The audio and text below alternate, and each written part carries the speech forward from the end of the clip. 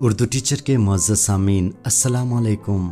آج کی ویڈیو میں ہم بات کریں گے ادب میں حقیقت نگاری کے حوالے سے۔ حقیقت کے لغوی معنی اصلیت، اصل، حال، کیفیت، صداقت اور سچائی کے ہیں، جبکہ نگاری کا لفظ نگارش سے ہے جس کے معنی تحریر کے ہیں۔ گویا حقیقت حال کو صاف صاف، سچے اور کھرے انداز میں قلم بند کرنے کا عمل حقیقت نگاری ہے۔ انگریزی میں اسے ریئلزم کہتے ہیں۔ میکسم گورکی نے اس کے بارے میں لکھا ہے، بغیر کسی رنگ و روغن کے آدمیوں اور ان کی زندگی کا سچا بیان حقیقت نگاری کہلاتا ہے۔ سماجی حقیقت نگاری کے سلسلے میں کرشن چندر، احمد ندیم قاسمی، راجندر سنگھ بیدی وغیرہ کا افسانوی ادب بطور خاص دیکھا جا سکتا ہے۔